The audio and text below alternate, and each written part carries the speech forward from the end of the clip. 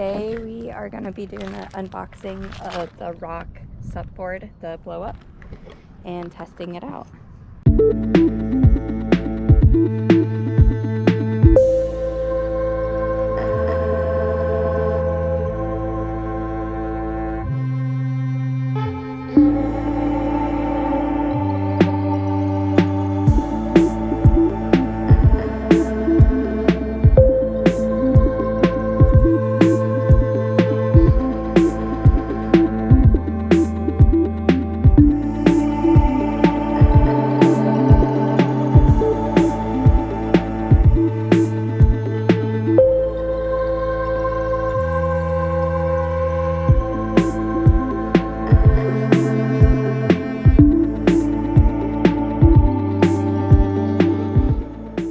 Right, we're almost finished blowing up.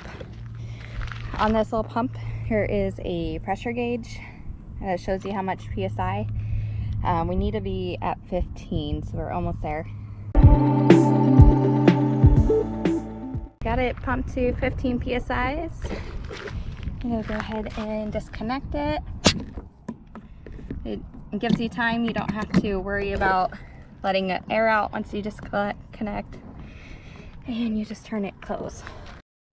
Alright, now we're to connect the fin. The fin just slides right in here. Pretty easy. It has this little clip. You want the little clip side up, and it goes underneath and it locks it in. Now let's go put it in the water.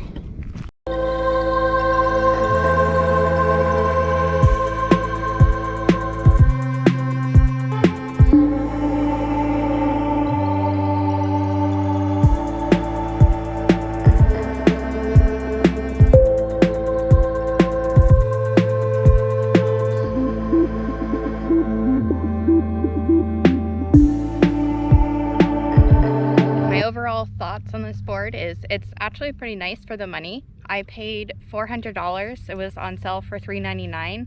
They're normally $4.99 for this board. It's pretty easy to blow up. I'm gonna invest in an electric pump in the future. This is my first blow up paddleboard. I have a hard paddleboard at home. I wanted to get a blow up, just more convenient for the car, so I take the truck all the time. Overall, it's pretty stable. I think it's really stable. I think it's probably more stable than my hard paddleboard. My hard paddleboard is probably a little bit faster and more easier to turn, but that's not like a big complaint. This is still pretty easy to use. One complaint is the paddle it comes with. I have a custom paddle at home that's really lightweight. This paddle is really heavy, and my one complaint is this little latch for adjusting is not tight, so it kind of just slips everywhere. That's fixable when I get home. I have some wrenches I can tighten it up with. They state this paddle will float, but not for a long time, so let's test that out. Seems like it's floating. It does eventually sink. If you fall off, you should be able to retrieve your paddle. Overall, I say this was worth the money. I don't know how long term it's gonna last. I will be using it in some future videos, kind of get some more use out of it and see how much, if I really do like it and if it holds up.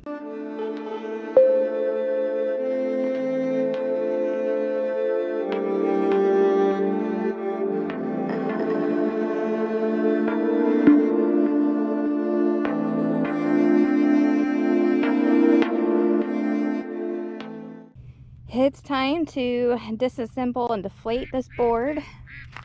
We'll see if we can get it into the bag it comes in. We're going to start by unclipping this clip, doing the fin. Looks like you just push down and push, and that comes out, and then that comes off. Take apart the paddle. Paddle is just a little button here. Push, pull apart. Probably shorten this back up. I'm gonna unscrew this little cap, and there's a little valve, and you push down on it to deflate.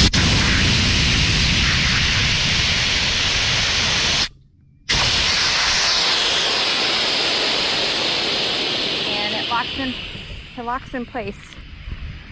And the board is gonna start deflating, and we're gonna try to roll it up. Let's see how much of a task this is.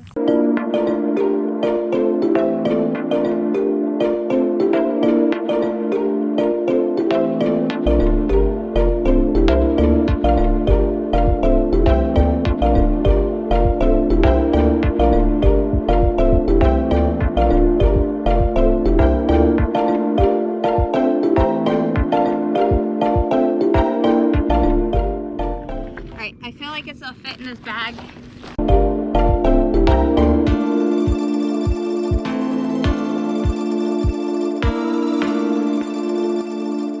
So yeah, it fit in the bag pretty easily. I'm gonna go ahead and put the pump in there, the paddle, all the other accessories.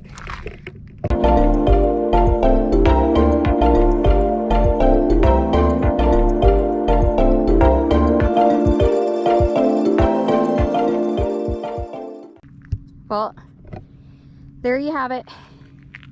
Everything's packed up in there. It was super easy. It definitely has more than enough room. And I'm gonna go ahead and try on this bag and see how heavy it is, like if I were to hike somewhere that I wanted a paddle for.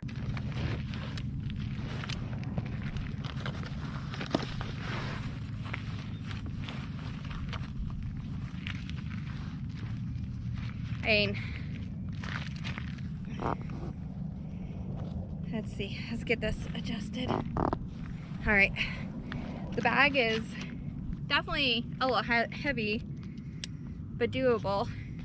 It's nice, it comes with a bunch of different straps to kind of keep it in place like a hike.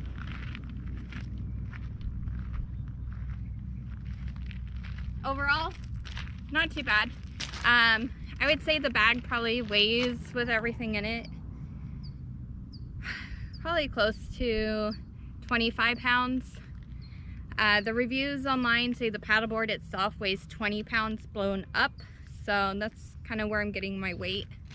But it's actually pretty comfortable. The straps are pretty padded.